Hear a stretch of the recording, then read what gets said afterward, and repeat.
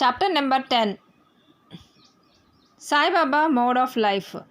He sleeping plank, his stay in Shirdi, his teachings, his humility. Nana Wali the easiest path. Remember him, Sai Baba, always with love, for he was ever engrossed in doing good to all, and always abided in his self. To remember him only is to solve the riddle of life and death. This is the best and easiest of sadhanas, as it involves no expenditure. A little exertion here being brings great rewards. So as long as our senses are sound, we should minute by minute practice this our sense sadhanas. All other gods are illusory. The Guru is only God. If we believe in Sadguru's holy feet, he can change our fortune for the better. If we serve him sincerely, we get rid of our worldly afflictions. We need not study any philosophy like the Nyaya and Mimamsa. As we trust the hellman in crossing rivers and seas, so we have to trust our Sadguru in getting over the ocean of worldly existence. The Sadguru looks to the intense feeling and devotion of his devotees, endows them with knowledge and external bliss. In the last chapter, Baba's mendicancy and devotees' experiences and other subjects are dealt with. Let the readers now read where and how Baba lived, how he slept, and how he taught, etc. Baba's wonderful steed. Let us first see where and how Baba slept. Mr. Nana Saheb Dengle brought for Baba's Sai Baba a wooden plank about 4 arms in length and only a span in breadth for sleeping upon, instead of keeping the plank on the floor and then sleeping on it. Baba tied it like a swing to the rafters of the masjid with old shirts or rags and commenced to sleep upon it. The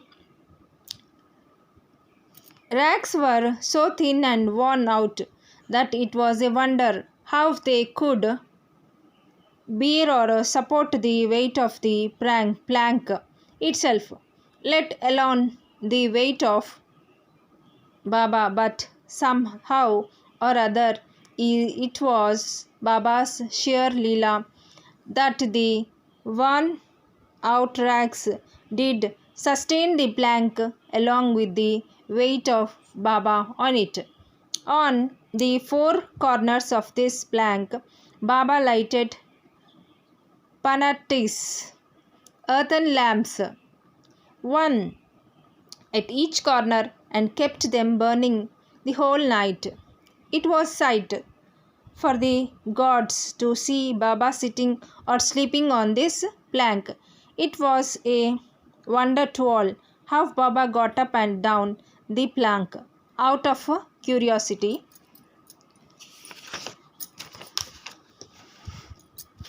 Many observers kept watching the process of mounting and dismounting, but none succeeded, as crowds began to swell so as to detect this wonderful feat. Baba one day broke the plank into pieces and threw it away. Baba had all the 8 Maha Siddhis powers at his command. He neither practiced nor craved from them. They came to him naturally as a result of his spiritual perfection.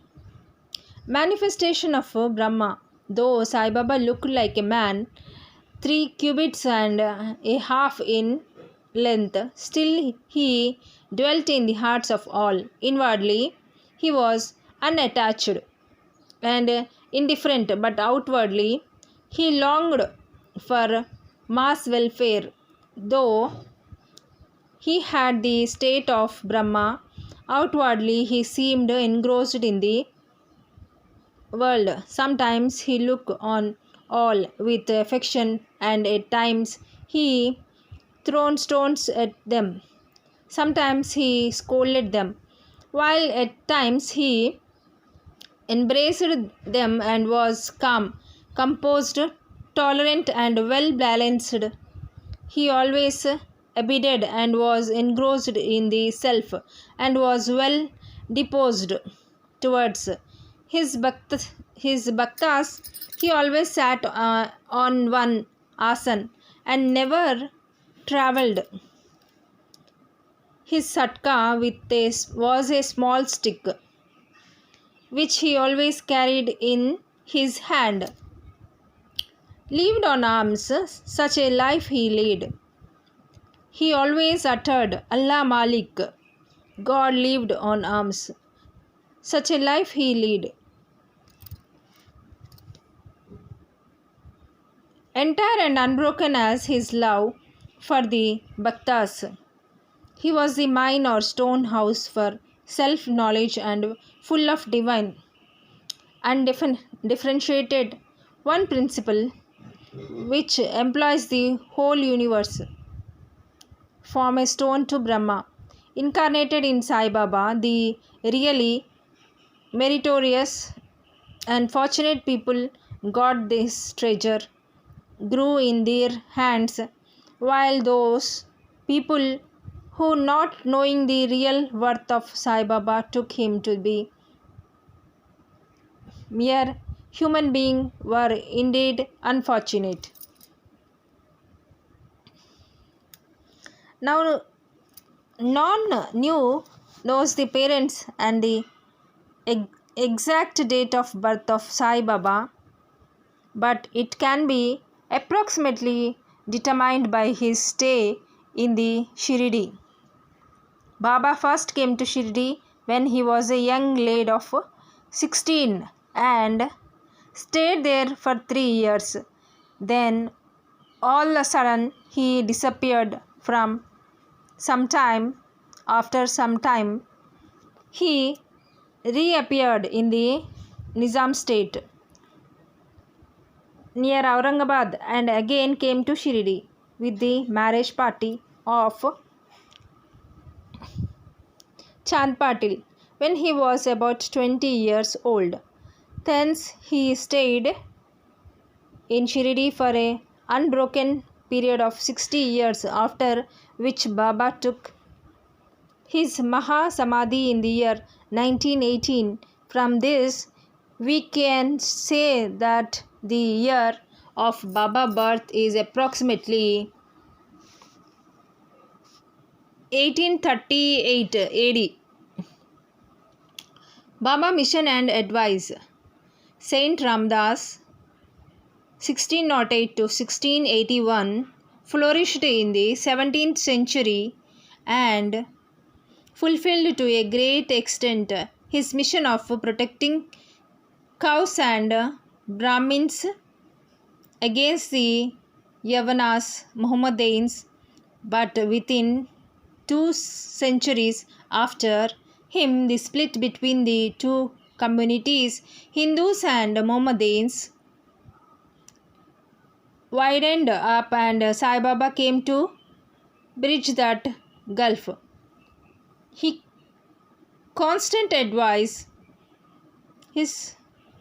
at all was to this effect: Ram, the god of Hindus, the Rahim, the god of Mohammedans, were one and the same.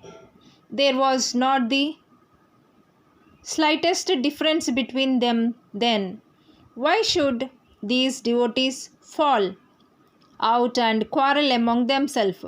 You ignorant flock, join hands and bring both the communities together, act sanely, and thus you will gain your object of national unity. It is not good to dispute or argue. So, don't argue. Don't emulate others. Always consider your interest and welfare. The Lord will protect you. Yoga, sacrifice, penances, and knowledge are the means of to attain God. If you do not succeed in this by any means, in vain is your birth. If anyone does any evil unto you, do not retaliate. If you can do anything, do some good unto others. This is short was Baba advice to all, and this will stand us in good stead both in material and spiritual matters.